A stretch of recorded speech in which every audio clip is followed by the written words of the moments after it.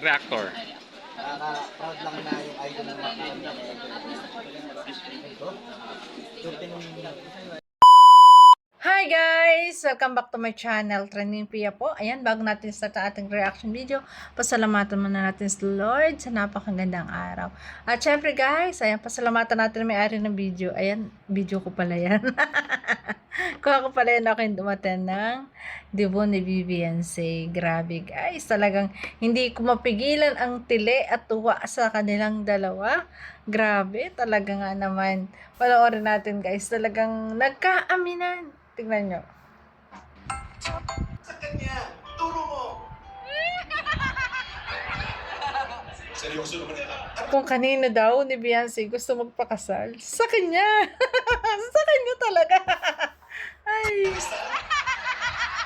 Grabe naman yung aking tawang yun, guys. Talaga ako'y tuwan-tuwa, guys. Ay, grabe. Masyado mong dinidikit, Tol. Gusto ko malaman kasi siya, medyo nahihiya pa siya.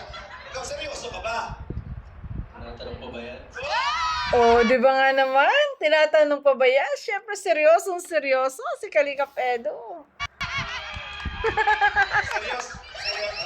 So, hindi ko na tatanungin kasi matik na seryoso ka talaga. Kung ikakasal ka, kanino? Sa akin, para ka Ang kulit talaga. Ang kulit na MC, no? Sabi ni Edo, yo! Kanino mo gusto ikasal? Sa kanya din. Ayun! Ito yun, tonto ako eh. Kanina mo gusto ikasal? Sa kanya. Sa kanya rin. O, diba? Pakasal na kayo. Palakpakan naman po. Thank you Sige na, pakasal na kayo. Ninang na tayo dyan eh. Pakasal na. very much. Maaari na muna kayo mag-rest. Mag-assist na lamang po ang ating team. Baka mahulog po sa punta. Maraming salamat. Grabe yung grabe guys yung tawa ko doon, no? Pakinig na pakinig talaga. So ito yung talagang napakamadamdaming, ayan, na message ni Kalingap Edo para sa kanyang wife, guys. Panoorin natin. Kinakabahan pa ako. Sana may hindi ko na maayos. Dito, talagang pansin namin na kabadong-kabado. Talagang kaming lahat ay sobrang nag-iintay. Kasi nga, dahil pati doon sa regalo, ang tagal bago dalhin ni JJ, parang yung, kasi ine-expect natin lahat na yung talaga may magaganap na proposal. Kaya talagang tahimik, guys, tahimik. Ayan, seryoso talaga kami sa pinanood na yan. Kasi, tapos pansin namin, kay Kalingap Edo, talagang balisa siya. Sabi ko, ano kaya ito, magpo-propose? Ayan, magandang gabi po sa lahat. Salamat sa lahat ng Manila at nag-stay. Tsaka ang ngiti niya, grabe. Ayan, Beyonce. Happy birthday. Ayan, kagabi talaga. Actually, ako kayo talaga maharap na pag-tulong. Pati. So, ayan, bye, Beyonce. Kabadong-kabado siya dito, guys. Itong sa wakas, dumating na rin yung itong araw na to, no? Kasi sobrang tagal na hinihintay na natin na dumating to. Last year, Wow! Iniintay nilang dalawa talaga. parang inaano natin na Dibo na yung last year. Pero ito na talaga yung show. Tingnan nyo guys, halos tahimik talaga po ang lahat dyan. Kasi parang iba yung ine-expect namin na talagang magiging regalo niya. Kasi kabadong-kabado po talaga siya dyan. Ended ka na.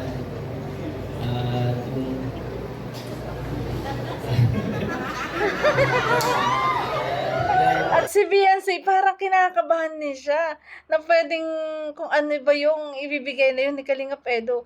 Tingnan nyo, napahawak sa dibdib. Parang kabado rin siya. Tapos iba din yung talaga yung feeling namin dyan. Kasi pakinig nyo naman na tahimik talaga. Tahimik kami.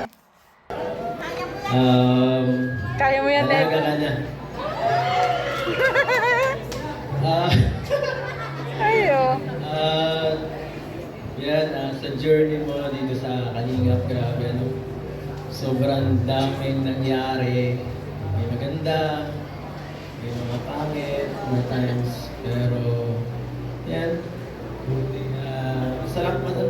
Masaya pa rin ako dahil yung sa ano na yun, times na yun, naging part ako ng buhay mo. Yun! Tingnan niyo, balisang-balisa siya. Kakaiba po talaga yung kilos dyan ni Kalingap Edot. Kaya talagang iba yung in-inspect ko dyan na talagang magiging regalo. Pero ang alam ko guys, ang alam ko po talaga may nakahanda dyan. Pero siguro na pag-isip-isip ni Kalingap Edo na hindi pa yan ang tamang oras. Hindi pa yan talaga yung kanyang pinigil niyo muna ang kanyang sarili kasi siguro kasi nga kadidibo lang baka hindi pa yan yung tamang oras. Pero kasi guys, tingnan niyo naman, 'di ba? Tingnan niyo yung kanyang pagsasalita na talagang parang nababalisa siya. Siguro iniisip niya itutuloy ko ba 'to? Gagawin ko ba 'to? 'Di ba? Hindi na, ganun ikaw sa akin. At, ayan, sa loob ng 2 taon, ay, ito. Skirt mo ulit ako. Yan. Bibigay din sa akin. And ang message ko sa'yo ay sana maging ano ka, maging mas mabuting dalaga. Siyempre, mas grateful sa lahat ng bagay na dumarating sa'yo. Siya nga pala, si JJ. Siya nga pala, ay ano tayo. Kahapon, di ba, tinatanong mo kung ano regalo ko. Ayan o, kaya talagang iba yung in-expect namin dito. Tapos, ang tagal-tagal ni JJ. Hinatawag talaga ni Kalingap Edo. Gawa ng ibibigay nga yung kanyang regalo. Tagal lang talagang inintay. Sabi mo, gusto mo nang alagain. Ako ba yun? Ako na lang. Gusto mo ba na alagain? Ako na na. Kaya yun talaga na regalo. At, ayan, napaisip ako, hindi naman pwedeng baby. Hindi pwede. Nag-isip talaga siya. Ano regalo ay baby? Di pa pwede ang baby. Propose ka muna. Pakasal muna. para mairigalo mo talagang baby. Grabe. Papa, so, umisip ako ng alternative. Ay, nag-isip siya ng alternative daw. Nasa si JJ? Jay? Yeah. Jay? Calling JJ. Yeah. JJ! Wala si JJ. Ang tagal guys. Wala si Kalingap JJ parang lumabas. Ang tagal talaga naghintay dito. Nasa JJ? Jay, regalo ko. Kaya akala ko talaga proposal to, minakahanda si na JJ. Ayan. Wala si JJ. Nasa kotse. Pwede pa nasa kotse mo? Nasa si JJ. Sorry po ka ng delay. Nawawala si JJ dito guys. Ang tagal. Ang tagal na tinatawag talaga. Sa kanila. Ang tingin ni Beyonce guys. So, tingnan niya ang tingin kay Kalingap Edo.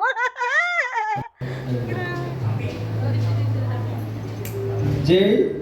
Hello? Jay? Okay, habang hinihintay natin si JJ, siguro, nabigay mo din ang mensahe mo. Gusto Ayan. ko Nag-announce, kinuha na muna, tatawagin na muna si Kalingap Rob at saka si Dr. Love. Kasi nga ang tagal ni JJ, grabe. tawagin dito si Kalinga Rab. Palakpakan naman natin, Kuya Rab. Siyempre, si Rab ang dahilan kung bakit may EDC. Yan, So, dumating na. gusto kong tawagin si Rab dito sa unan para makasama natin. Okay. Andiyan na ba? Okay, sige, standby tayo, Kuya Rap. Ito na. Ay, kala ko na wala na. Sorry, medyo na-delay. Ito yung unang regalo ko sa'yo. Jay, pasok mo na. Yun. Ito yung baby. Baby ko. Yun yung baby. Paalaga niya. Itigala mo sa hula. Itigala mo na. Alaga mo na. Baby. Alam nyo guys, 'di ba? Sa 'di ba sa totoong magkarelasyon, talagang may regaluhan na ganyan na may mga katulad niyan, tuta, yung papi na aalagaan parang para sila may time, 'di ba? May yung parang yun yung kanilang paglilibangan, yun yung kanilang pagpupukusan dalawa na may inaalagaan sila. 'Di ba? Parang anak na rin nila. Ay, grabe. Yan guys, may baby boy na tayo. Gender reveal. Yun, may baby boy na. Ang Edsy. So, yung mga K-boys dyan, yung mga di pa, asikaso. So, joke lang po. So, Ay, grabe. So, yung second, ano ko naman po, second na gift is, ito, matagal ko na itong, inipon, binuo, sa loob ng 2 taon. Alam nyo guys, may bulong dyan sa tuta na yan. Kasi pagkatapos yan, andun si Kalingap Edo doon sa ganun ko. Pumunta siya doon sa may table ng mga K-boys doon. Tapos ako nandito, nagbibideo. May bulong doon sa baby na para ang bulong doon sa tuta na yun para daw talaga may inaalaga. Ay, basta guys. Ayan. O, para sabi kasi niya, sabi doon sa kanyang kausap, sabi, Tol, ayos okay yung regalo mo. Talagang meron kayong pagtutuunan ng panahon, may aalagaan na kayo. Yung parang ganun, guys. Yan, yun, ganun. Kaya ako sabi ko, ay, talagang in love na in love si Kalingap Edo. Ito yung mga magagandang alaala na nakatago sa dito. At ang lalaki, nag-effort ng ganto, na inipon yung memories nyo, mahal na mahal talaga po. Dito talagang ramdam natin ang sobrang pagpamahal po ni Kalingap Edo. Na talagang tingnan nyo ngayon, doon sa mga dumaang birthday po ni Beyonce, hindi ganito hindi ganito ka-emotional na pagsasalita ni Kalingap Edo. Talagang dito talagang ramdam mo na mahal talaga niya si Beyonce. At talagang yung regalo niyang ibibigay na pangalawa, todo effort niya. Talagang inipon yon para sa memory nilang dalawa. Memories, ay! Siyempre, kikwento nila yon pag sila naging family na, nakasal na, naging mag-asawa na. Ayan. Masaya nilang babalikan to mga nangyari na to, mga bidyong to. Grabe, ngingiti, babalikan nila kung pagkikwentuhan nila, di ba? Yung mga moment na pinagdaanan nilang to. Grabe. Pwede pong pakit-play. Yun. Pwede pong pakit. Yun.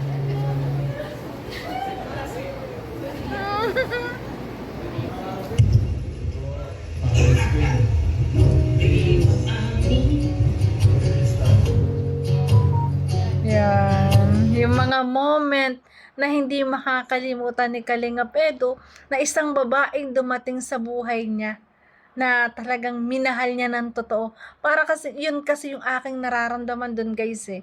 Kaya kasi nag-effort ng ganito na hindi niya akalain na dadating yung time na talagang mamahalin niya, di ba? Na mahal na niya. Grabe. Talagang tinamaan siya. Grabe. Di ba? Ang effort, oh. Oh, di ba? Inipon niya yan. Diyan mo talaga mararamdaman yung talagang sobrang pagmamahal niya kay Beyonce.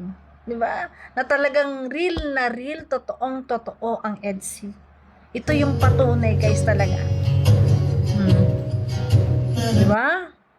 Bukod dito kasi, di ba, naka-play na ganyan, talagang inedit niya ang lahat ng yan.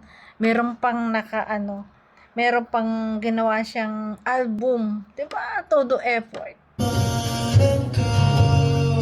Ganda ni Beyonce dyan, no? Ito. Siguro, guys, lagi niya yan tinitingnan. Di ba?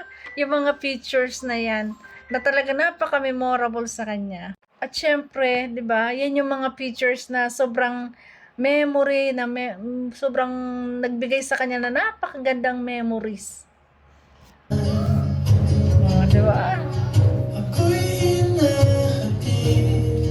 Grabe guys, bibihira yung lalaki na nag-e-effort ng ganito. Dito mo talaga mararamdaman yung totoong pagmamahal. Oh?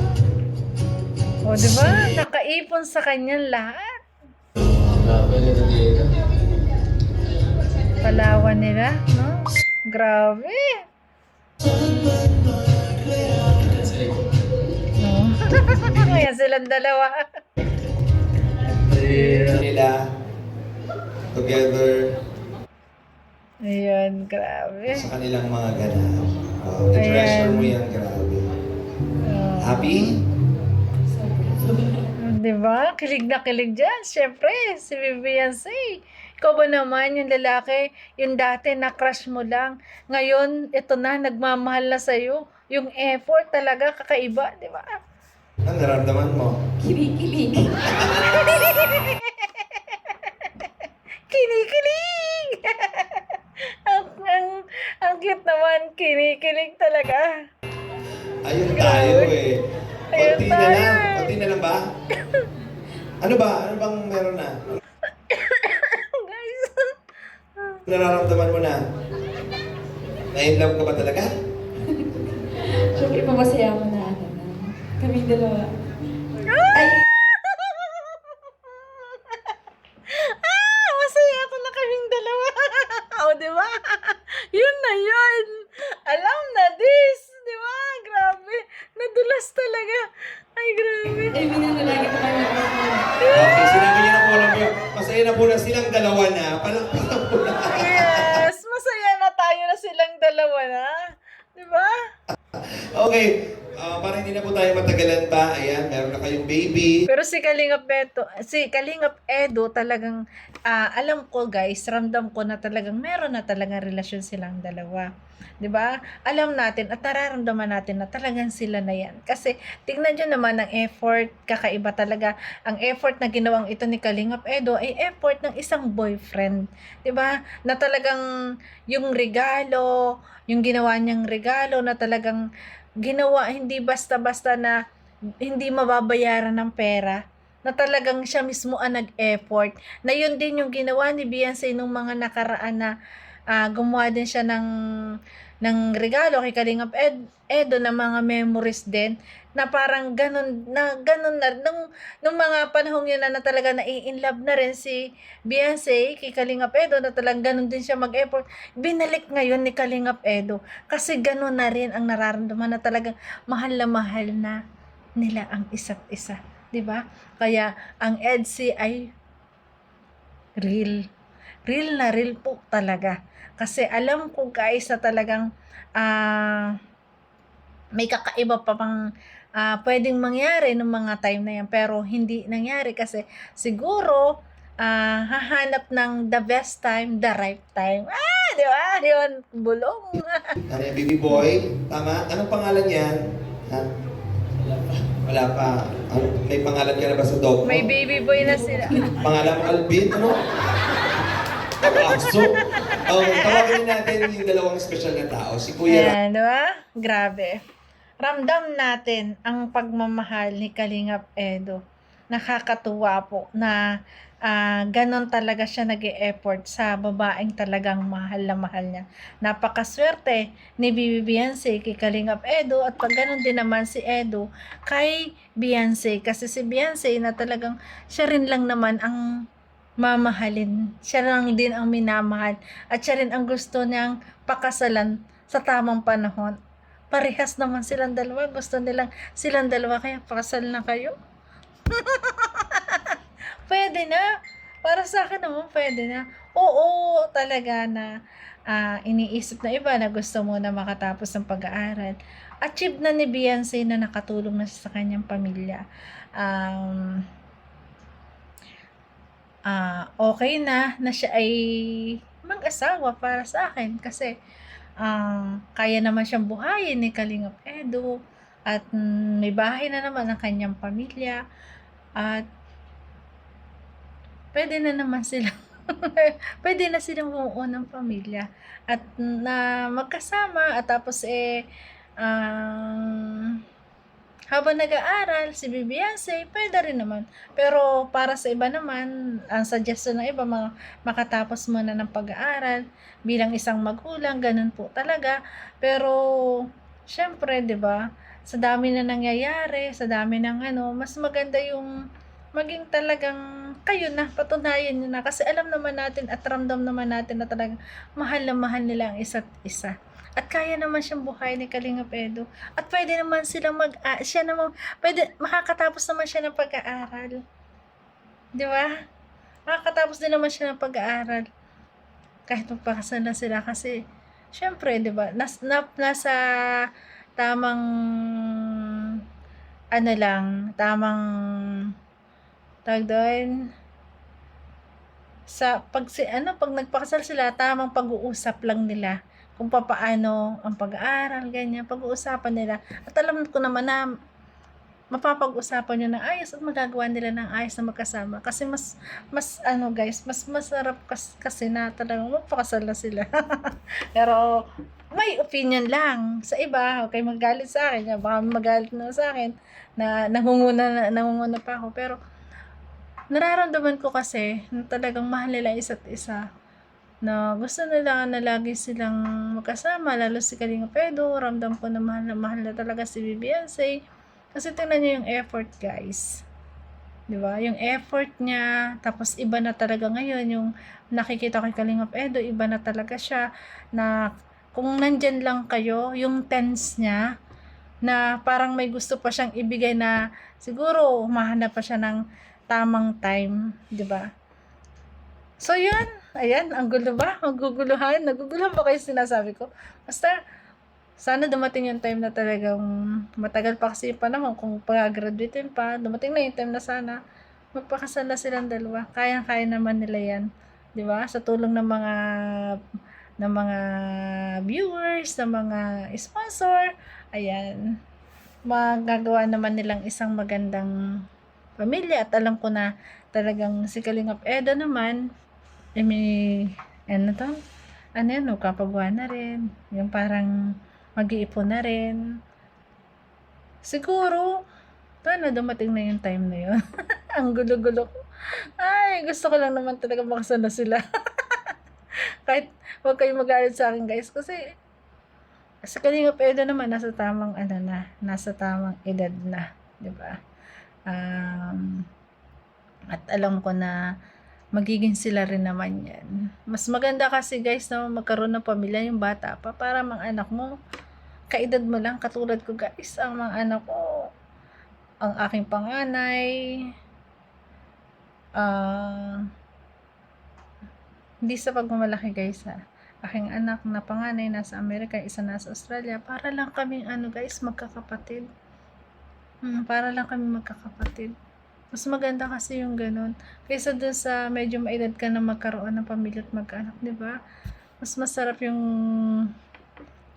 mo lang. It's up to you. It's up to Kalingap Edo kung anong gusto rin niya, di ba? Ayan. Para matapos naman rin pati yung mga bashing na yan. Pakasal na kayo! Di ba guys? So yun guys, thank you for watching. Ang kulit-kulit ko. Naguguluhan na ba kayo sa akin? Ayan. Kasi wala naman tayong hagan kundi talaga maging sila na. Maging forever. Ayan. Ayan guys, thank you for watching. Bye-bye po. God bless. Ingat palagi. Bye-bye po. I love you. 你的笑